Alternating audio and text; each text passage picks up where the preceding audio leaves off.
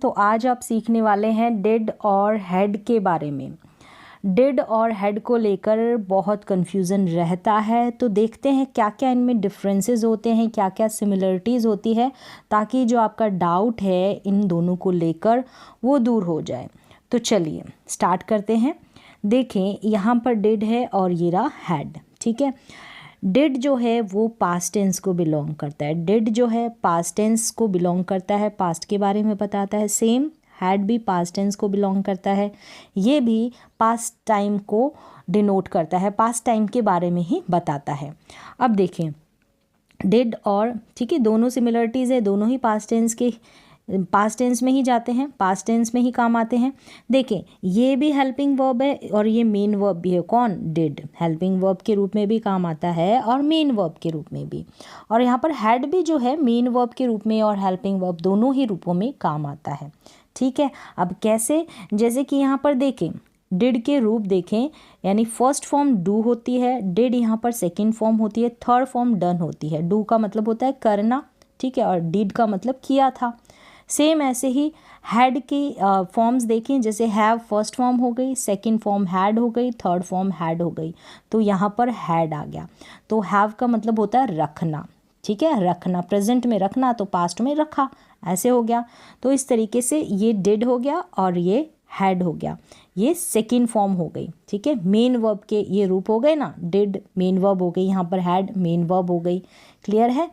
तो इस तरीके से देखिए, अब आगे मेन वर्ब के रूप में हम सबसे पहले देखेंगे कि डिड का कैसे इस्तेमाल किया जाता है। देखिए मेन वर्ब के रूप में जो है किया था के सेंस में यूज़ किया जाता है। अगर आप देखेंगे तो यहाँ पर मेन वर्ब के रूप में डिड जो है, ये देखिए ये फर्स्ट फॉर्म थी, ये सेकेंड फॉर्म थी ना डिड यहाँ पर, तो ऐसे ही ये वर्ब की सेकेंड फॉर्म के रूप में यूज़ होगा। जो पास्ट का इंडेफिनिट टेंस होगा वहाँ पर, जैसे कि वहाँ पर क्या होता है, ये फॉर्मूला है ना, सब्जेक्ट V2 प्लस ऑब्जेक्ट, ये पास्ट इंडेफिनिट टेंस का ही पार्ट है। तो मैंने अपना होमवर्क कल किया था, मैंने होमवर्क जो है अपना कल किया था। ठीक है, कल की बात हो गई, कल कोई काम किया था, तो डू का मतलब करना, कल है तो डिड हो जाएगा, डू की सेकेंड फॉर्म हो जाएगी डिड हो जाएगी। तो I did my homework yesterday, मैंने अपना होमवर्क कल किया था, I did my homework yesterday. तो यहाँ पर सब्जेक्ट प्लस वर्ब की सेकेंड फॉर्म प्लस ऑब्जेक्ट, इस स्ट्रक्चर के अनुसार यानी कि पास्ट इंडेफिनिट के अनुसार यहाँ पर डिड का use as a main verb हुआ है, डिड का use as a main verb हुआ है। चलिए अब यहाँ पर हैड का यूज़ देख लेते हैं। मेन वर्ब के रूप में, मुख्य क्रिया के रूप में, देखो रखता था या पास था, पास टाइम में कोई चीज़ रखता था या पास था के सेंस में, ये पोजीशन को दिखाता है, ठीक है, अधिकार को दिखाता है। जैसे प्रेजेंट में हैव और हैज़ का यूज़ होता है ना, सेम ऐसे पास्ट में हैड का यूज़ होता है। जैसे मेरे पास कार थी, मेरे पास कार है प्रेजेंट में, तो आई हैव अ कार बोलेंगे, और मेरे पास कार थी तो आई हैड अ कार। ठीक है, हैड के बाद में कार आ गया है तो पोजीशन को दिखा रहा है, यानी कि कोई चीज़ आपके पास थी, कार थी, तो यहाँ पर हैड का यूज़ हुआ है, एज अ मेन वर्ब यहाँ पर इसने काम किया है। और यहाँ पर ऐसे जैसे किसान के दो बेटे थे, the farmer had two sons, तो बेटा बेटी फ्रेंड होना, इस सेंस में भी हम जो है हैड का यूज़ करते हैं। जैसे कि हम हैव और हैज़ का यूज़ करते हैं ना, सेम वैसे किसान के दो बेटे थे, the farmer had two sons. तो यहाँ पर देखा मेन वर्ब के रूप में हैड का इस्तेमाल और मेन वर्ब के रूप में डिड का इस्तेमाल। चलिए क्लियर हो गया होगा आपको। अब हेल्पिंग वर्ब के रूप में इस्तेमाल देखें दोनों का। देखें पास्ट इंडेफिनिट टेंस में ही जब हम नेगेटिव और इंटरोगेटिव सेंटेंसेस बनाते हैं वहाँ पर हम यूज़ करते हैं डिड का। ठीक है, हेल्पिंग वर्ब के रूप में हम यूज़ करते हैं नेगेटिव और इंटरोगेटिव, जब हम नकारात्मक वाक्य और प्रश्नवाचक वाक्य बनाते हैं। हम जो पॉजिटिव एफर्मेटिव सेंटेंस बनाते हैं ना, वहाँ पर हम यूज़ नहीं करेंगे, वहाँ पर हमने अभी देखा ना वर्ब की सेकेंड फॉर्म का यूज़ किया है ना, तो वो स्ट्रक्चर चलेगा। जैसे कि मैं कल स्कूल नहीं गया था, तो कल स्कूल नहीं गया था, तो I did not go to school yesterday. एक चीज़ आप नोट डाउन रखें, डिड के साथ जो वर्ब आएगी ना, मेन वर्ब आएगी, वो हमेशा फर्स्ट फॉर्म में आएगी। जैसे यहाँ पर गो है, तो आप पास्ट की देखकर कहीं पर गो का वेंट कर दे या गोन कर दे, ऐसा ना करें। तो I did not go to school yesterday, तो डिड नॉट का यूज़ हुआ है। जैसे हम प्रेजेंट इंडेफिनिट टेंस में डज और डू का यूज़ करते हैं ना, सेम वैसे ही यहाँ पर पास्ट इंडेफिनिट में डिड नॉट का यूज़ हो गया हेल्पिंग वर्ब के रूप में। अब देखिए प्रश्नवाचक वाक्य, तुम स्कूल कब गए, when did you go to school, when did you go to school. तो यहाँ पर भी आपने देखा डिड का इस्तेमाल किया गया है as a helping verb interrogative प्रश्नवाचक वाक्य में और नकारात्मक वाक्य में।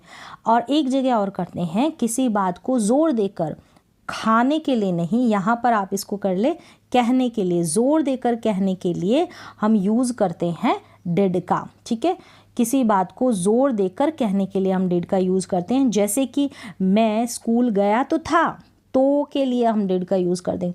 मैंने ये काम किया तो था, मैंने खाना खाया तो था, इस तरीके से।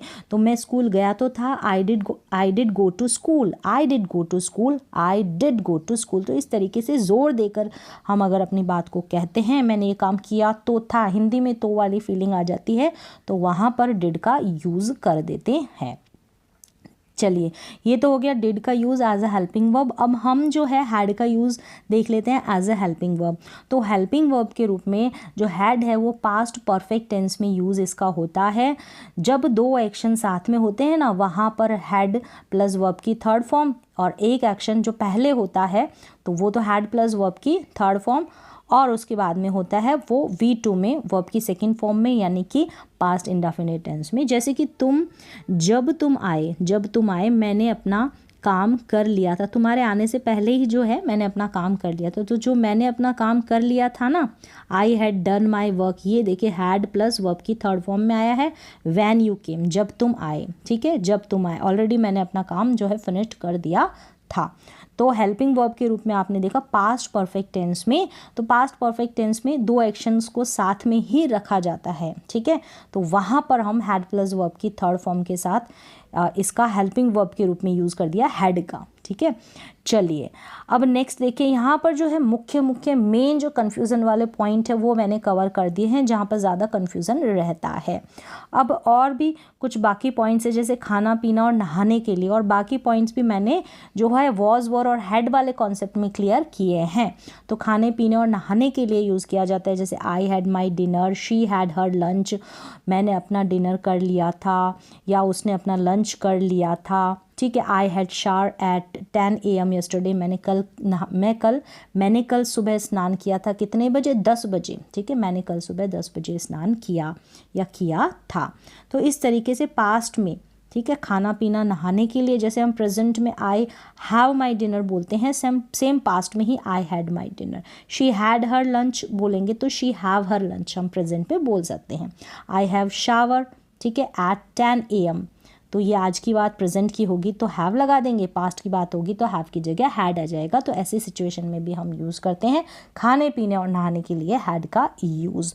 तो यहाँ पर बहुत ही बेसिक कॉन्सेप्ट है लेकिन बहुत ही यूज़फुल कॉन्सेप्ट है। तो उम्मीद है कि आपको जो इसके डिफरेंसेस है और सिमिलरिटीज़ है वो आपको समझ में आई होगी। डिड और हैड की किस तरीके से हम मेन वर्ब के रूप में यूज़ करते हैं, किस तरीके से हेल्पिंग वर्ब के रूप में यूज़ करते हैं, क्या डिड और हैड की तीनों फॉर्म्स होती है, वर्ब की फॉर्म्स होती है। तो आज की क्लास में बस इतना ही, मिलते हैं नेक्स्ट क्लास में, तब तक के लिए थैंक यू सो मच।